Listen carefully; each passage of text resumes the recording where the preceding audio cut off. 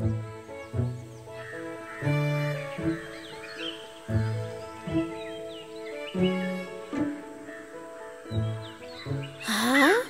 आजी, पदार्थाचा सुगंध किती छान आहे. या करंजीची चव इतकी छान काय आहे आजी? सांग ना आजी. काय म्हणालीस? या करंजीची चव खूप छान आहे. याची चव खूप छान आहे, मला खूप आवडली. आजी, या करंजीला कसं बनवतात? हा वाला, यात बारीक भाजलेली कणिक आहे, गूळ आहे, तीळ आहे आणि यात काजू बदाम आहेत आणि वेलची आहे. याला तेलात तळायचं. ऐकायला छान वाटतंय आजी. ओ आजी, माझी करंजी कावळा घेऊन गेला.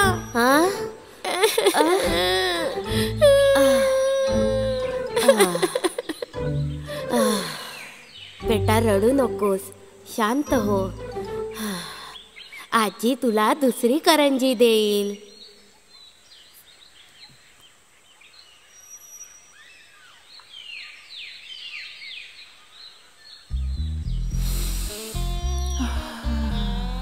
खूप छान सुगंध येतोय,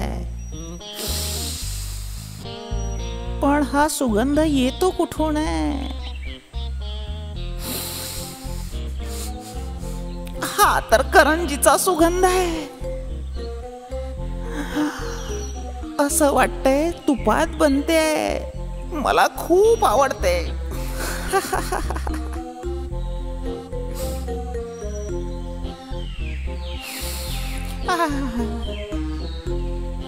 या सुगंधाने तर माझ्या पोटात उंदरांनी उड्या मारायला सुरुवात केली आहे.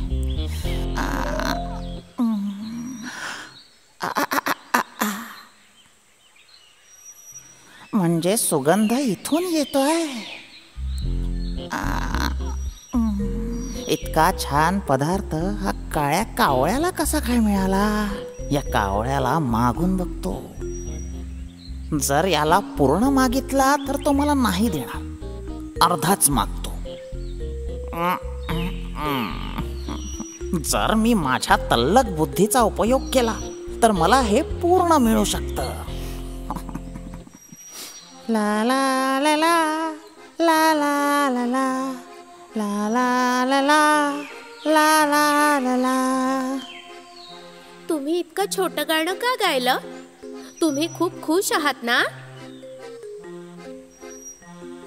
ला ला ला ला ला ला ला ला ला ला ला ला ला ला ला. गाणं गाण्यात आणि ऐकण्यात जी मजा आहे ना, ती मजा कशातच येत नाही. ला ला ला ला ला ला ला ला ला ला ला. ही गोष्ट पण खरी आहे. असं काही नाही. जंगलात सर्वांचं म्हणणं आहे की माझ्यापेक्षा तू छान गातेस. काय खरंय ना? एकदम बरोबर. माझ्या गाण्यासोबत स्पर्धा करणं तर कोकिळेला सुद्धा नाही जमणार. तर मग एक छानसं गाणं ऐकव ना मला. नाच रे मोरा आंब्याच्या वनात, नाच रे मोरा नाच. हे तुझं गाणं. पण यात तर टेम्पो नाहीये, अजिबात नाहीये. नाच रे मोरा आंब्याच्या वनात, नाच रे मोरा नाच. असं थोडीच गातात. थोडा आलापही लाव. नाच रे मी तुला पहिलेच म्हटलं होतं, तू खूप छान गातोस. मला तुझं गाणं खूप आवडतं.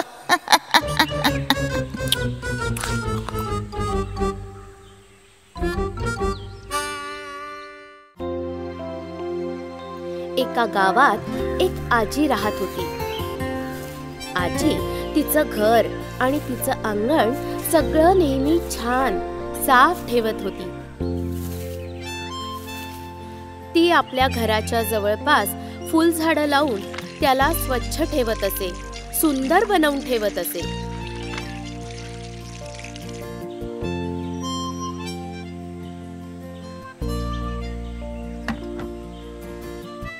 आजी या पक्ष्यांना आणि झाडांना खूप प्रेम करत होती आणि जवळच्या झाडावर बसलेल्या कावळ्यांना ती नेहमी रागवायची, हाकलून लावायची. शी, मला या कावळ्यांनी थकवलं. तुम्ही जेव्हा यांना बघाल चिडच येईल. जा कावळ्या, उडून जा, जा, त्रासवून टाकलाय.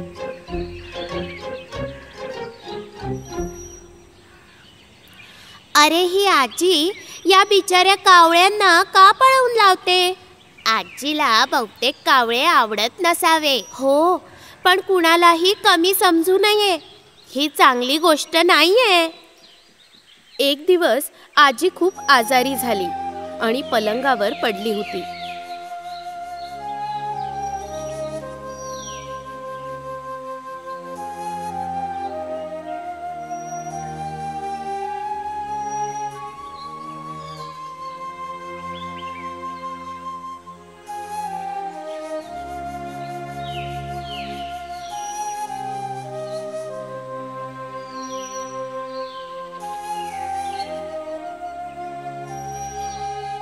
खोलीत आपल्या पलंगावर बसलेली आजी आपल्या अंगणात पडलेल्या कचऱ्याला बघून दुःखी होते. अरे बापरे, माझं घर आणि माझं अंगण किती घाण झालंय. आता मी काय करू? आता जेव्हा मी ठीक होईन तेव्हा हे सगळं स्वच्छ करून घेईन. आणि माझी मदत करायला पण कुणी नाहीये इथे.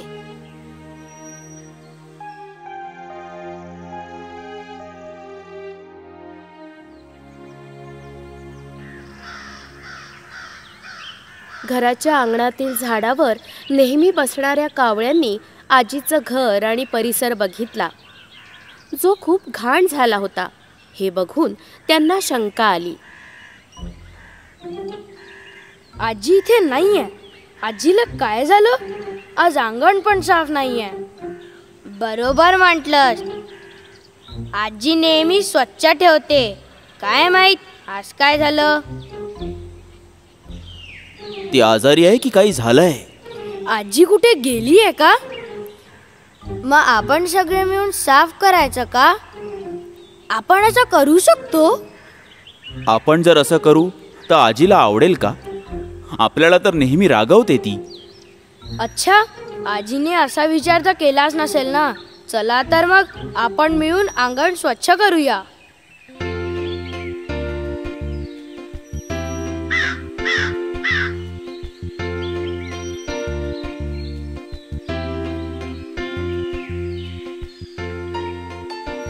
हे जे करतायत ते खूप नाहीये का? आजी रागवते तेव्हा आपण सफाई करतो, मग आपल्याला आनंद मिळतो. पण हे कावळे काय करतात आहे? काय ही चांगली गोष्ट आहे? कुठल्याही गोष्टीवर आजी त्यांना नेहमी रागवते. हे रागवणं त्यांना आवडतं का? चल त्यांना विचारू मित्रा. ठीक आहे, चला पाहू. कावळे, आजी आपल्या घरच्या खिडकीतून स्वच्छ झालेलं अंगण पाहून विचार करते की आपण उगाच कावळ्यांना रागवत होतो. अरे देवा, या बिचाऱ्या कावळ्यांना मी किती रागवत होते, पळवत होते. या ओरडणाऱ्या कावळ्यांजवळ इतकं चांगलं हृदय असतं हे तर मला माहितीच नव्हतं.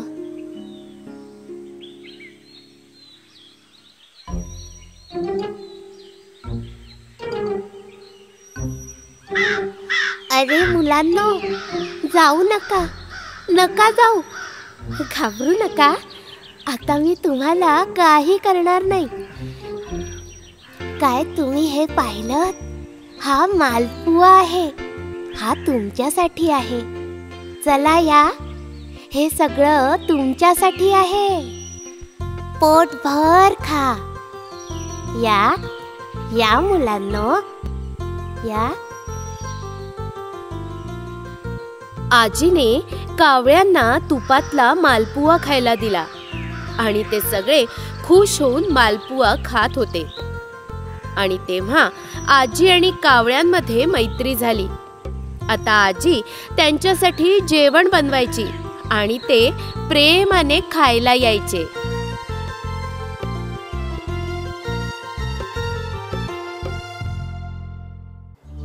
मंजाडे जंगलात एक म्हातारा सिंह राजा राहत होता. एके दिवशी हा आळशी राजा आपल्या गुहेसमोरच्या वडाच्या झाडाखाली आराम करत होता. तेव्हा चित्ता मंत्री त्याच्याकडे आला. महाराज, संपूर्ण जंगल तुमच्यासाठी मी आज फिरून आलो आहे. एक हरिण मिळालाय. हा, तर कुठे आहे तो हरिण? घेऊन ये त्याला, मला खूप भूक लागली आहे. जशी आपली आज्ञा महाराज. महाराज, मला असं वाटतं की तुमची तब्येत आता हळूहळू ढासळते. हो मंत्री, आज पूर्ण दिवस मी बस हाच विचार करत होतो. मी आता म्हातारा झालोय. मला मला मला माझं तारुण्य परत हवंय मंत्री. महाराज, चिंता नका करू. माझ्याकडे एक असा वैद्य आहे ना, जो तुमच्या या त्रासाला दूर करेल आणि परत तुम्हाला तरुण करण्यासाठी मदत सुद्धा करेल. मी त्याला माझ्या सोबत घेऊन येतो. हो, खरंच असं होईल? मग त्याला लवकर घेऊन या. मला डरकाळी फोडून आता खूप वर्ष झाली आहेत. ठीक आहे, मी त्याला लगेच घेऊन येतो महाराज. मी या म्हाताऱ्या सिंहासाठी काम करून थकलोय बाबा. हा फक्त हरणाचंच मांस खातो. आता याचं तारुण्य मला वापस आणावंच लागेल, तरच मला आराम मिळेल. असं बोलत बोलत चित्ता वैद्य कोल्ह्याच्या दवाखान्याकडे गेला.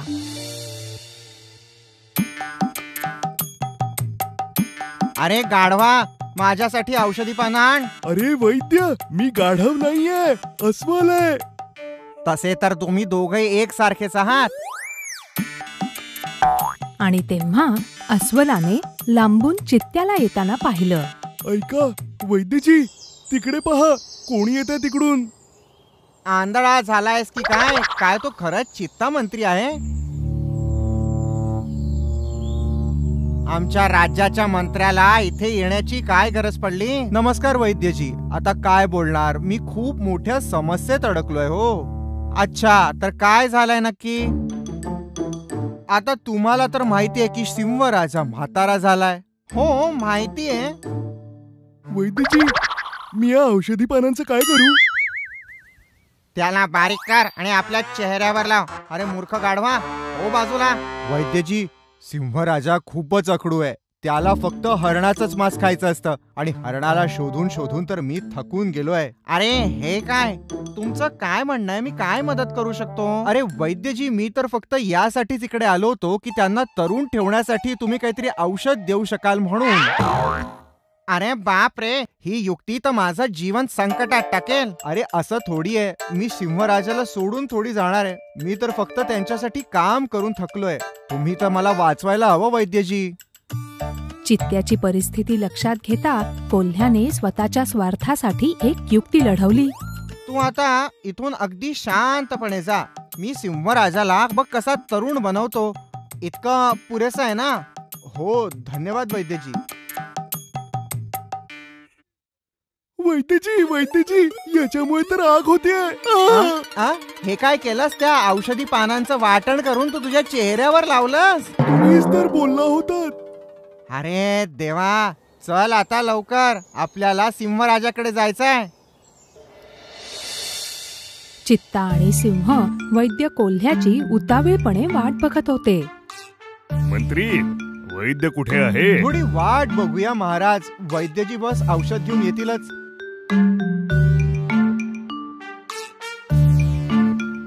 अरे महाराज बघा, ते येतातच आहेत.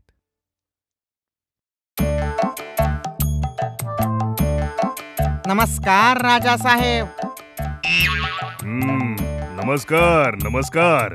हा विचित्र प्राणी कोण आहे? अच्छा महाराज, तो माझा सहाय्यक आहे, गाढव आहे. अस्वल अस्वल. हो, अस्वल. भयंकर आहे. हो, थोडा भयंकर आहे पण मेहनती आहे. जर मी याला मध दिलं तर खाऊन घेतो, पण काम मात्र पूर्ण करतो. हा, लांब श्वास घ्या. काय तुम्हाला काही कुठे दुखापत झालीये किंवा कुठे काही लागलंय किंवा कोणी तुम्हाला काही मारलं? नाही तर.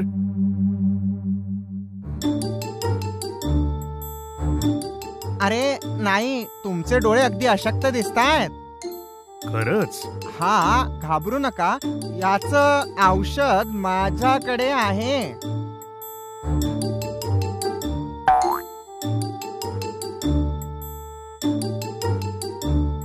हे हत्तीच्या मांसाचं औषध आहे. याला सकाळ, दुपार आणि संध्याकाळ घ्या. हे हरणाचं तेल आहे. याला संध्याकाळ, दुपार आणि अगदी सकाळी घ्या. महाराज, हे औषध अगदी व्यवस्थितपणे तुम्ही घ्या आणि छोट्या जनावरांनाच खा, जसं की उंदीर, ससा किंवा पाल. आणि हो, तुम्ही स्वतःच शिकार स्वतःच करा बरं का. त्याशिवाय या औषधांचा परिणाम तुमच्यावर होणार नाही. जर मी व्यवस्थित या सगळ्या गोष्टींना पाळलं तर मी पुन्हा तरुण होईन ना? हो, अगदी बरे व्हाल तुम्ही. कोल्ह्याचं बोलणं ऐकून सिंह खूप आनंदी झाला. आपण तरुण होणार हा विचार करून सिंहाने वैद्याला खूप बक्षिसं दिली. जाता जाता कोल्हा म्हणाला, हा महाराज, अजून एक गोष्ट लक्षात ठेवा की तुम्ही जे काही शिकार कराल त्यापैकी अर्धी शिकार ही एखाद्या म्हाताऱ्या जनावराला द्यावी लागेल. आणि तो म्हातारा जनावर मंदारम पर्वतावर एका वडाच्या झाडाखाली बसलेला असेल. मग काय तिथे असं कोणी असेल?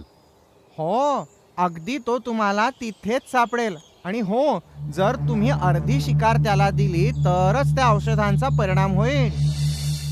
वैद्य कोल्ह्याच्या बोलण्यावर विश्वास ठेवून सिंहाने स्वतःच्या थकव्याकडे दुर्लक्ष करून छोट्या प्राण्यांची शिकार करायला सुरुवात केली.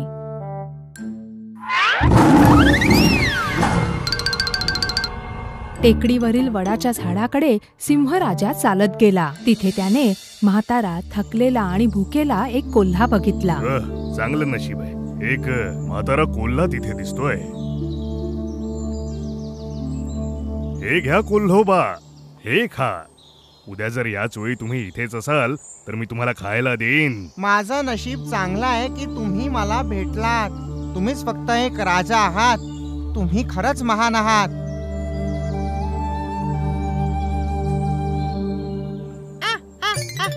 मूर्ख राजा, जर रोज असंच झालं तर माझ्यासाठी तर बरंच आहे ना. असा विचार करत सिंह आनंदात परत आला आणि हीच त्याची सवय बनली. दररोज तो सोंगाड्या कोल्हा सिंहाची वाट बघायचा. दररोजच्या सिंहाच्या या कामांमुळे छोटे प्राणी सिंहाला घाबरायला लागले. आणि अशाच एके दिवशी, आता आपण काय करायचं? आपली पिढी तर संपून जाईल. अरे, आपल्याला उपाय शोधायला हवा. कोणता मार्ग? जर जंगल सोडून गावात गेलो तर माणसं पकडतील. जर इथे राहिलो तर म्हातारा सिंह पकडेल. खरी गोष्ट आहे, जंगलात खूप कडक पहारा आहे. आपण कुठेच नाही जाऊ शकत. काय आपण असंच मरण्यासाठी जन्म घेतलाय? नाही, पण आपण असं काय करू शकतो? वैद्य कोल्हा या सगळ्या मागे आहे. जर असं असेल तर एक उपाय आहे. कोणता उपाय? वैद्याचा सहाय्यक अस्वल एक नंबरचा मूर्ख आहे. इतकंच नाही, त्याला मध खूप आवडतं. आपण याच गोष्टीचा फायदा करून घेतला तर. खरंय, चल सोबत मध सुद्धा घे. आणि अशा प्रकारे त्यांच्या समूहातील एक उंदीर आणि एक ससा अस्वलाला शोधायला निघाले.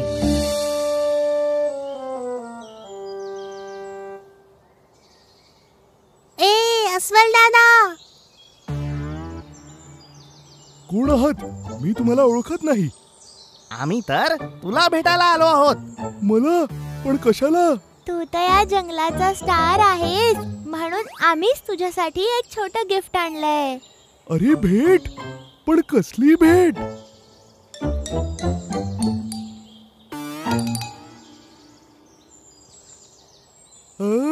मध.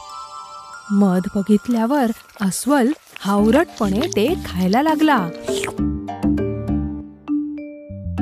अस्वल दादाने आम्हाला कसंही करून वाचवायला हवं.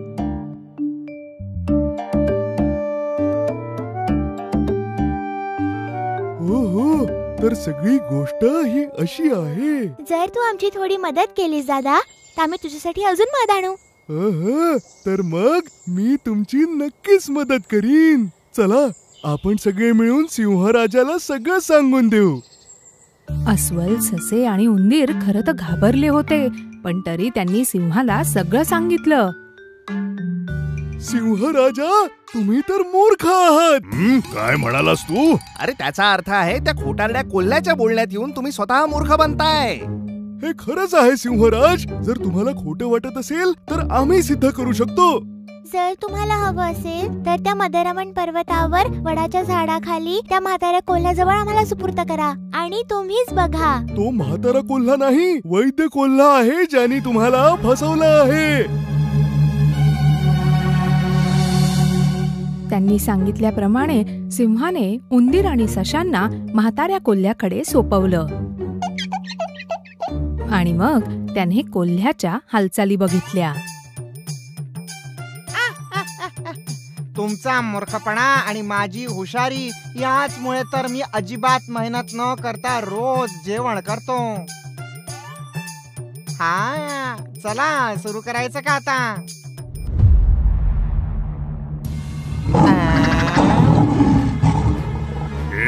ऐक, तू या जंगलाच्या राजाला फसवला आहेस. महाराज मला नका मारू. मी हे जंगल सोडून दुसरीकडे कुठेतरी निघून जाईल. महाराज मला नका मारू, मला माफ करा. राजाजी, फक्त एक गोष्ट लक्षात ठेवा, म्हातारा तर सगळ्यांनाच व्हायचंय, पण मन शक्तिशाली असेल तर शरीरही शक्तिशालीच राहील.